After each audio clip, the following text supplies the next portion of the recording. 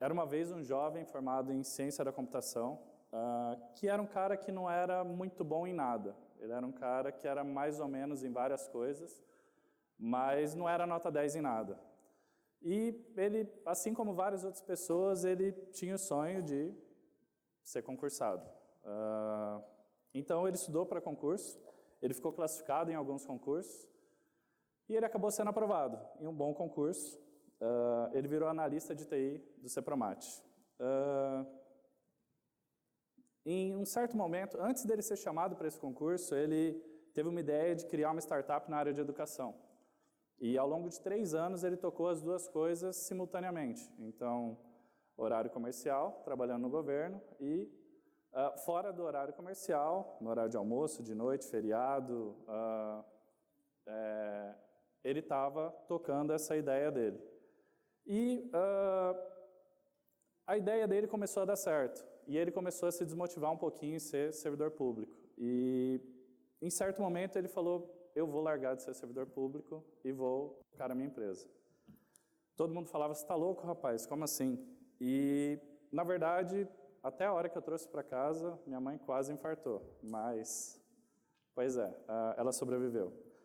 Na verdade, o meu nome é Carlos Pirovani Neto, segundo Neto com 2 T's, e eu sou esse cara da história. Eu vivi os dois lados, então acho que eu posso falar um pouquinho sobre isso. Na verdade, hoje eu não estou aqui para julgar quem estuda para concurso, até porque eu fiz isso, e foi bom enquanto durou e tudo mais, mas o porquê é tão mais interessante você empreender. Alguém aqui que esteja vendo esse vídeo ou aqui no palco, na plateia, não tem um familiar ou um conhecido que está estudando ou que é concursado público? Eu acho que todo mundo deve ter, né? Mas por que isso? Porque nós somos ensinados que uma carreira de sucesso é uma carreira que te dê segurança financeira. E o concurso público te faz isso. Tem aquela frase lá do Confúcio que fala que escolha um trabalho que você ame, que você não vai trabalhar nem um dia na sua vida. É meio clichê, mas algumas pessoas conseguem isso, mas a grande maioria não. Se você parar para pensar, eu estava analisando uns dados e 162 mil vagas vão estar abertas nesse ano de 2018 para concurso. E o salário ele pode passar de R$20 mil. Então, assim, acaba sendo interessante. Com essa quantidade de vagas e com esses salários, eu acho que quase que eu volto a estudar para concurso. Brincadeira, mas é bem interessante. Afinal, quantas pessoas vocês conhecem que têm menos de 30 anos, talvez, ou 25 anos, que ganham menos do que 5, 7 ou 10 mil reais? Poucas pessoas eu conheço. Mas vamos analisar isso. Para que alguém estuda para concurso público? Basicamente, tem 2 fatores chaves e um agregado ali. Primeiro motivo é bons salários. Isso é ótimo, a gente acabou de falar de valores ali, isso é muito interessante. O segundo motivo é a questão da estabilidade. E é aí que eu paro um pouquinho nisso. A estabilidade ela é algo que faz a pessoa se acomodar. Vamos pegar um exemplo bem prático. Na iniciativa privada, você contrata um funcionário e ele não é um bom funcionário, ele é um cara que não produz tanto, ele falta ou alguma coisa assim. O que você faz com ele? Você demite ele. No funcionalismo público, você tem a tal da estabilidade. Isso quer dizer que, lógico que existem casos que a pessoa sai, mas isso não é via de regra. E um motivo também muito bom é a questão da licença premium e dos feriados emendados, né? Quem que não gosta disso? Mas aí você pensa essa questão dos feriados e tudo mais, que você imagina que você está na sua casa, você vai fazer qualquer coisa e é muito diferente uma coisa da outra, muito diferente mesmo, entendeu? Então, o que leva alguém a fazer um concurso? Imagina, o que para você gera valor? Você trabalhar por um bom salário e a estabilidade ou por um propósito? O que faz você sair e acordar, entendeu? Eu conheço muitas pessoas, quando eu fiz o concurso, passou muita gente, era um concurso na área de TI, e eu conhecia muitas pessoas que, várias pessoas hoje quando fazem concurso público, eles direcionam seus esforços para passar, e geralmente os caras muito inteligentes passam. O resultado são que profissionais muito qualificados, passam e chegam num aparelhamento que ele é engessado, ele chega com todo o gás, ele chega com várias ideias, mas chega lá, ele é podado. E ao longo do tempo ele vai perdendo aquela vontade, aquele tesão, ele vai se acomodando, entendeu?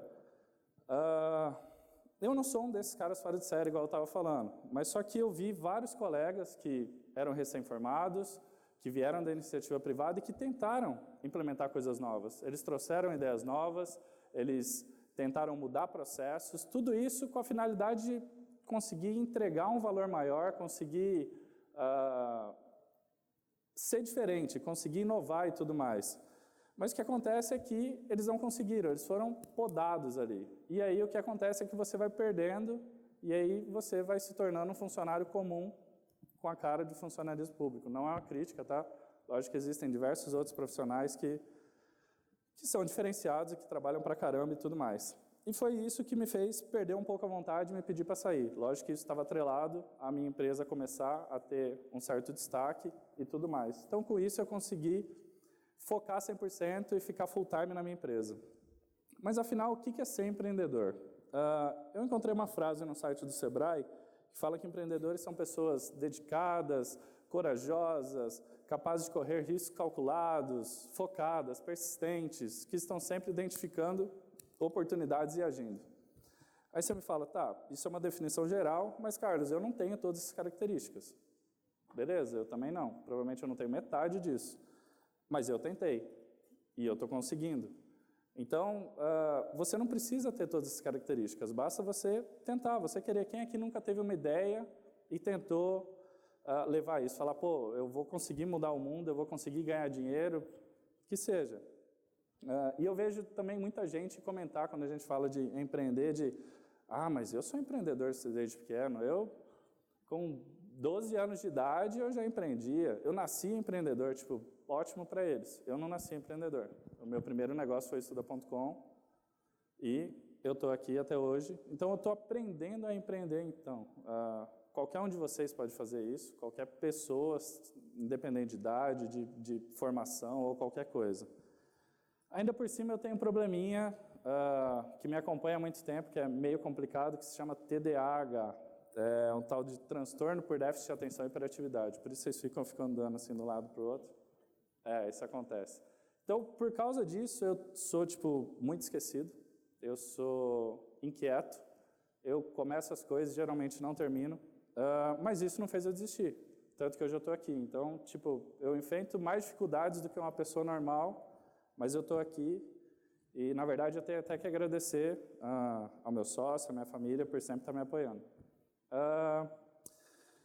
Na verdade, o que acontece? Temos diversos cases de empreendedores no Brasil e fora do Brasil, de empreendedores tradicionais e de modelos mais inovadores. O que acontece é que, imagina se essas pessoas, o que empreender faz? Empreender vai tirar o país da crise, porque se você está empreendendo, você está gerando valores, você está empregando pessoas. E empregando pessoas, você está ajudando você está ajudando seus funcionários, você está ajudando seus clientes, você está ajudando a economia, porque você paga impostos e tudo mais. Então, isso acaba sendo muito interessante também do ponto de vista do mercado. Se a gente está falando de crise, o que talvez ajude a tirar a gente dessa crise seja o empreendedorismo. Basicamente, existem dois tipos de empreendedores, o empreendedor por oportunidade e o por necessidade. No meu caso, foi oportunidade. No final de 2013, meu irmão estava se preparando para fazer o Enem, e alguns vestibulares aí também. E eu vi que ele ficava muito no computador, e eu fui entender por que ele estava ficando, porque eu achei que ele estava enganando meu pai, minha mãe e eu, no Facebook e coisas afins. E aí, na verdade, eu vi que ele estava baixando provas e gabarito para testar o conhecimento dele. E eu falei, peraí, por que eu não posso automatizar esse processo? Sabes que uma das melhores maneiras de se preparar para Enem e vestibulares é resolvendo provas anteriores, porque você se acostuma ao modelo de questões e testa o seu conhecimento. Então, a partir dessa ideia, eu falei, se a gente reunir num lugar um banco bem grande, onde o estudante possa testar o conhecimento dele, entender o que ele está melhor e pior, e com isso direcionar o estudo dele, eu acho que a gente vai estar gerando muito valor. E assim que surgiu a ideia do Estudavest. Há cerca de um ano e pouco, nós mudamos de nome, nós mudamos agora para Estuda.com. até porque a gente saiu só do nicho de vestibulares. Basicamente, hoje a gente entrega tecnologia educacional não trabalhando mais só com estudantes, mas entregando tecnologia educacional para escolas, para universidades, para sistemas de ensino, não só no que, na verdade, entregando toda a parte de gestão de avaliação, seja ela impressa ou online, e toda a parte de gestão de desempenho. Então, a gente basicamente entrega um raio-x dos seus alunos, das suas turmas, das suas séries. Aí você fala, beleza, Carlos, então você está falando que eu tenho que empreender. Então quer dizer que eu tenho que pedir minha conta hoje da empresa, pedir para sair e abrir a minha própria empresa. Não necessariamente. Existe um termo que se chama intraempreendedorismo. O que isso quer dizer? Você consegue empreender e inovar na empresa onde você já está. Então isso é algo muito bem quisto. Imagina que você dá uma ideia ou vem com alguma coisa que gere mais lucro ou diminua os gastos dessa empresa. Gera uma economia. Isso é muito bem visto. Quer dizer que você pode ser promovido, quem sabe, todo mundo quer ter um profissional desse do seu lado. Ele não está pensando só em fazer o que você mandou ele fazer, ele está pensando em muito mais. Então você pode ser promovido, você pode vir a virar sócio da empresa, por que não? E outra possibilidade também é fazer igual eu fiz ao longo de 3 anos. Eu tinha 2 empregos. Eu e todo mundo que acompanha, todo mundo odeia o Cris, eu e o Júlio. Eu não preciso trabalhar porque meu marido tem 2 empregos, como diria a Rochelle, né? Mas então, a gente está falando de empreendedorismo, eu vou separar alguns dos motivos que fazem achar esse mundo bem fascinante. Lembra lá no começo que eu falei que eu não sou o cara tipo nota 10? Hoje, eu sempre fui na média, vamos dizer que hoje eu estou com 8,5 mais ou menos, eu estou ali um pouquinho para cima da média. Mas por quê? Porque eu tive que me virar. Eu era um cara que era totalmente cru e eu tive que estudar, eu tive que ler, aprender e isso fez eu crescer. Quando eu comecei com a empresa, eu e meu sócio na época, que ainda é meu sócio, nós éramos formados em ciência da computação. Então, basicamente, eram 2 pessoas que estavam no mercado de trabalho e tudo mais, mas nós não éramos tão qualificados. Então, eu lembro até, no final de 2013, teve um evento em Campo Grande, que se chamava Pitch Digital Edição Pantanal. Era uma competição de algumas startups a nível do Centro-Oeste, e nós fomos lá e eu basicamente tive que fazer essa apresentação num palco, tipo isso aqui. E eu era um cara, eu sempre fui um cara muito tímido, então eu sempre fui um cara que, até para apresentar trabalho em sala de aula, dava aquela travada assim, a galera já falava, pô, mas não tem problema. O que aconteceu foi que isso aconteceu lá também. Eu travei, eu tremi, minha boca secou, eu não consegui falar, mas o resultado foi muito bom. A nossa ideia era boa, da nossa startup na área de educação, da antiga Estudavest, hoje Estuda.com, e acabou que a gente ganhou o primeiro lugar lá, com startups do Centro-Oeste, e a gente voltou com um checão de R$1.000. Isso foi um marco pra gente. É sério, esse checão era desse tamanho, sem mentira nenhuma. Quem quiser depois me pede, eu vou mandar uma foto. Acho que ele até está lá em casa. Então, eu tive que desenvolver várias habilidades, aprender cada vez mais. Então, eu tive que estudar sobre a parte financeira, administrativa, eu tive que aprender a negociar, a vender. Eu errei bastante, eu errei muito, muito mesmo.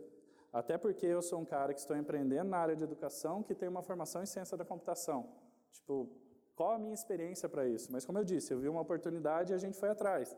Então, eu fui estudar, fui ler, entender um pouquinho mais, fui para dentro de escolas, fui conversar com professores, diretores, e aprendi errando bastante. Por que é interessante errar? Porque isso te tira da zona de conforto. Lembra que a gente estava falando sobre a questão lá em cima de você ter estabilidade? A estabilidade te deixa estagnado, enquanto quando você você acaba tendo que se reinventar. Tem uma frase que eu gosto bastante do Michael Bobak. Ele fala que todo progresso acontece fora da zona de conforto. A incerteza leva uma pessoa a ter que se reinventar, a ter que inovar, ser criativo, e é daí que surgem as grandes ideias. Imagina se, ao invés de estudar para concurso, focando ali, a galera estivesse pensando em como mudar o mundo, solucionar problema, reinventar um negócio. Então, é um pouco disso que eu penso. Eu queria deixar claro também a respeito de concurso. Eu não sou contra nada do tipo, só tive uma experiência não muito legal, mas a gente vê aí pessoas que são funcionários públicos que estão mudando o Brasil, a gente pega o juiz Sérgio Moro, por exemplo, então é importante que tenham bons funcionários, mas talvez repensando essa parte de legislação, de burocracia e tudo mais, mas quero deixar claro que isso é importante, quem é concursado não brigue comigo. Quando me chamaram para palestrar no TEDx, eu fiquei muito feliz, lógico, mas eu fiquei meio perplexo. Porque eu falei, cara, eu sou um cara ali na média, assim, né? Eu sou um cara, tá certo, estuda.com, hoje nós somos um case aqui do estado bem interessante, pensando em startup, mas eu sou um cara mais ou menos. Mas depois eu parei para pensar e acho que o meu caso é bem interessante. Por quê? Porque eu sou o que qualquer um pode ser. Eu não sou um cara gênio, eu não sou um cara super inteligente, eu não tenho, vamos pensar em boletim, eu não tenho 10 em nada, como eu disse. Vamos colocar um 8,5 de média, tenho um 9,5, um 9, um 7, um 6. Mas isso é interessante porque eu posso ser o Pedro, a Maria, o Zé, o João, o cara que tem pós-graduação, como o cara que nem terminou o ensino básico, o cara que tem 50 anos e falou, eu tive uma ideia, eu vou fazer alguma coisa, ou o menino que com 12 anos está falando que tem uma ideia. Eu posso garantir que hoje a minha vida ela é muito mais corrida, mas eu me sinto muito mais feliz. Eu trabalho hoje com algo que eu gosto, eu consegui montar, estruturar uma empresa e, recentemente, a gente atingiu a marca de ter impactado mais de 1 milhão de estudantes a nível Brasil. Então, a gente está falando de uma empresa de educação de Cuiabá, Mato Grosso, fora de um grande centro, de um eixo. Até pouco tempo, a gente não tinha recebido nenhum tipo de investimento. Então, foi tudo ali na raça mesmo, entendeu? Então, saber que eu estou ajudando a melhorar a educação no Brasil me faz acordar todos os dias. Mentira, é o despertador. Eu perdi um pouco o time, mas essa era para ser boa. Mas, na verdade, a pergunta que eu faço, mas e vocês? Qual o propósito e a motivação que tem feito vocês saírem da cama todos os dias? Reflitam. Obrigado.